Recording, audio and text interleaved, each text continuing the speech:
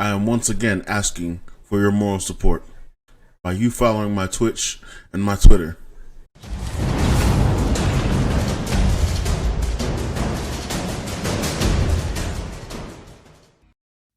Yeah, what is up, guys? SK here, and we have some good news. The pre-patch notes are up.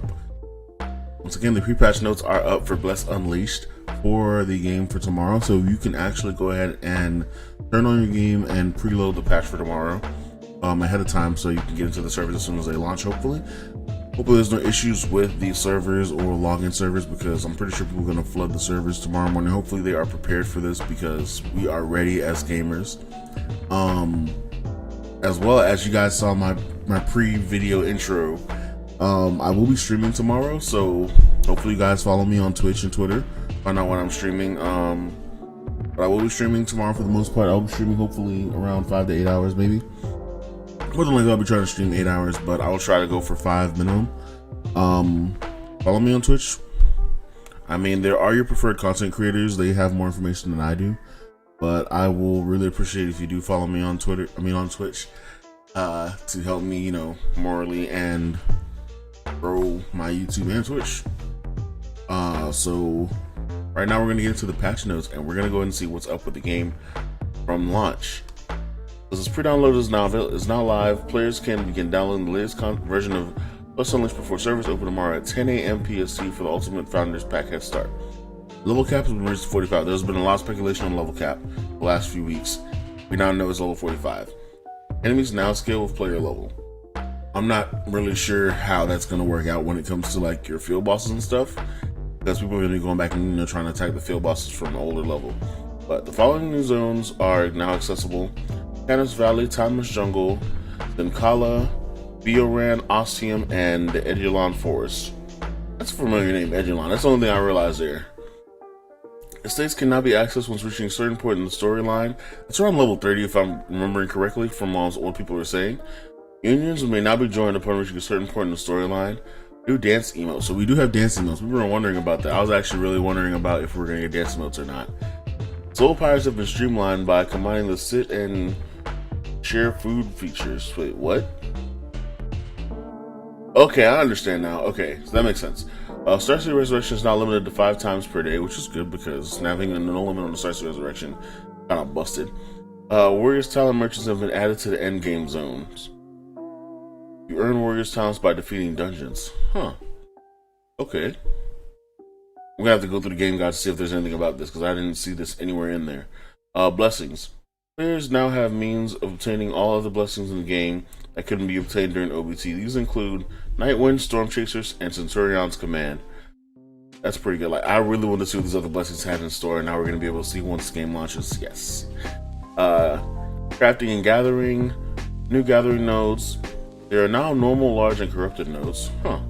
Normal nodes offer the single resource drops. Note, gathering boots, which can be found in Lumina's shop, only work on normal nodes, which I'm guessing that's a good thing, because you don't want people to be able to find, like, if the corrupted nodes are like, it's like it's a crazy amount of drops, which it seems like it does that here for the large nodes and the corrupted nodes.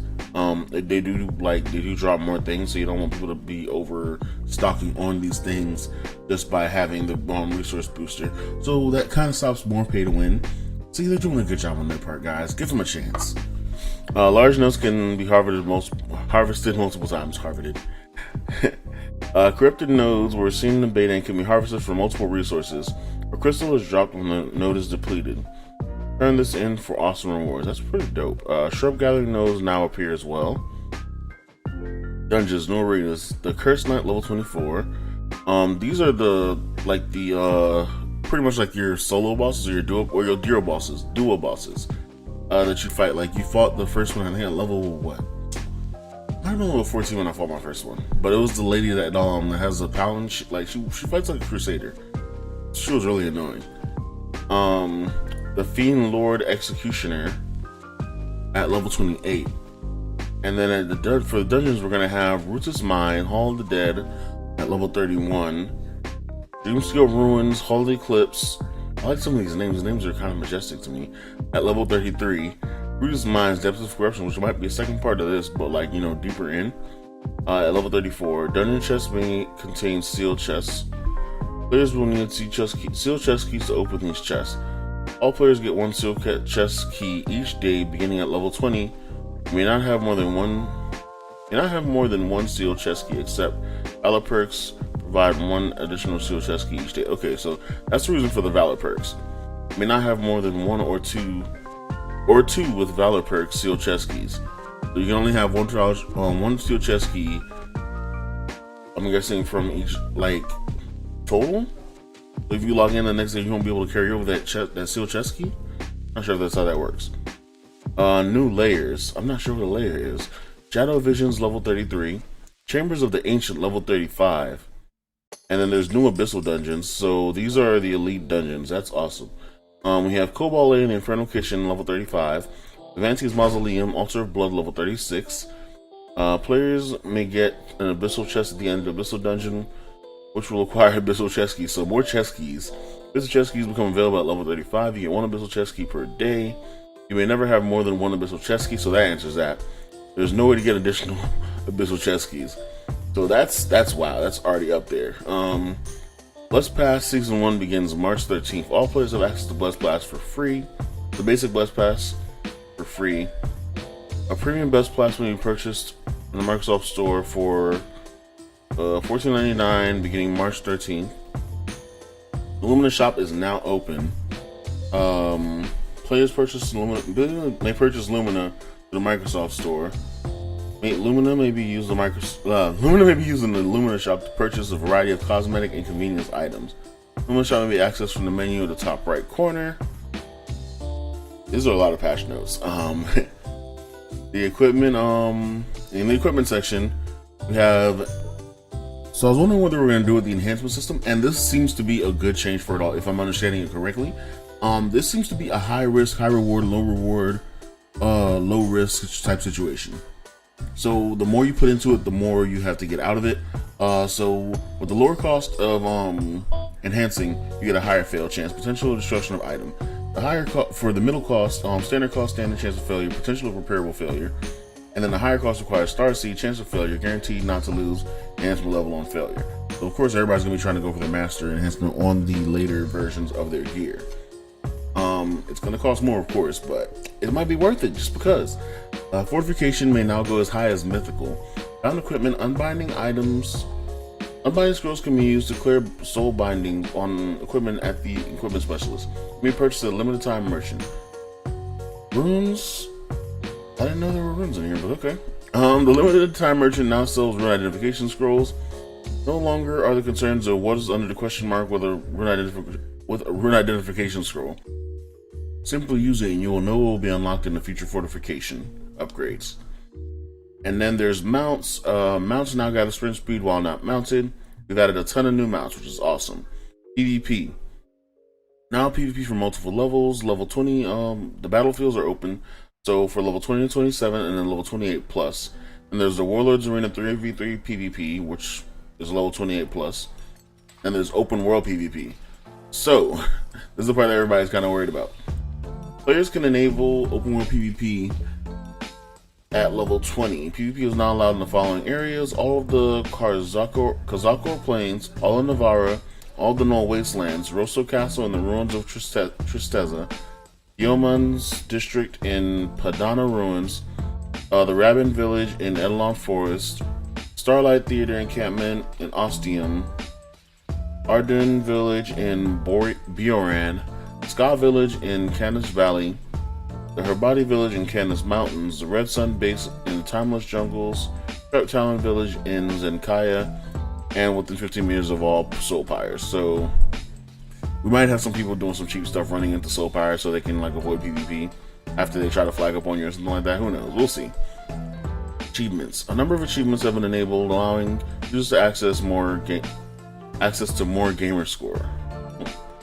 New settings, user interface, tutorial notification, view guild member login notification, view skill insufficient resource alarm, display prana notice, nearby. So just a bunch of extra notifications and stuff, so you can see, so you can turn on extra stuff in the game.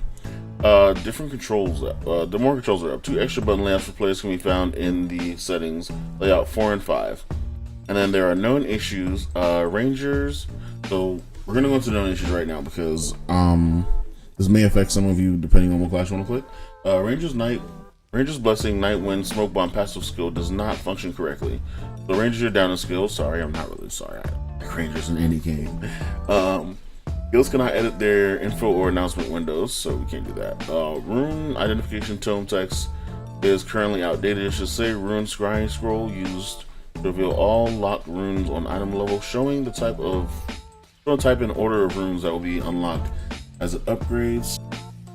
So most of you know me from my other patch note videos. I don't usually read known issues, but this is going to be something I'm going to read right now. So the Ranger Blessing Night Wind Smoke Bomb passive skill, Blinding Smoke, not correctly function.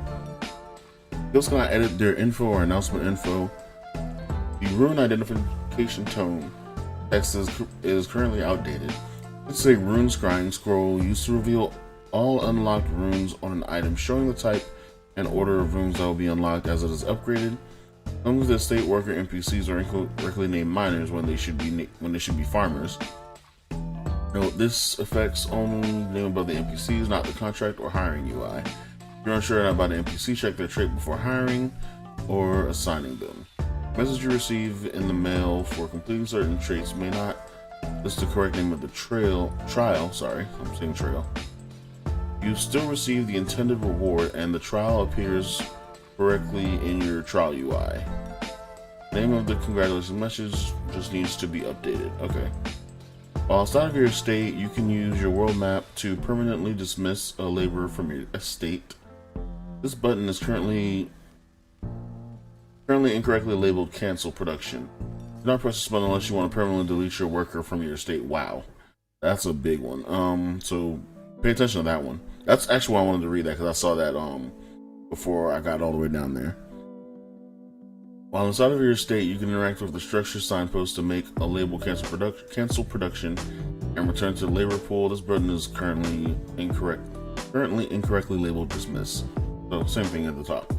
The bedazzle box achievement appears to trigger whenever you put any accessory on, rather than requiring you to activate the item's effect of accessories in both slots. So that's pretty much it for the patch notes, guys. I am really excited for the game to launch. We'll see what else happens during launch. We don't know if they're going to do like any surprise events for launch for the early access people, or you know, what may happen. But I'll be happy to see you guys in game in, let's see, how long do we have until game launches? Actually, I'm not paying attention to the time. We have 12 hours until the game launches from this moment of, you know, me recording this video. So probably like 11 hours from when I upload it. But thank you guys for watching, like, subscribe, and share. And once again, SK here. Peace.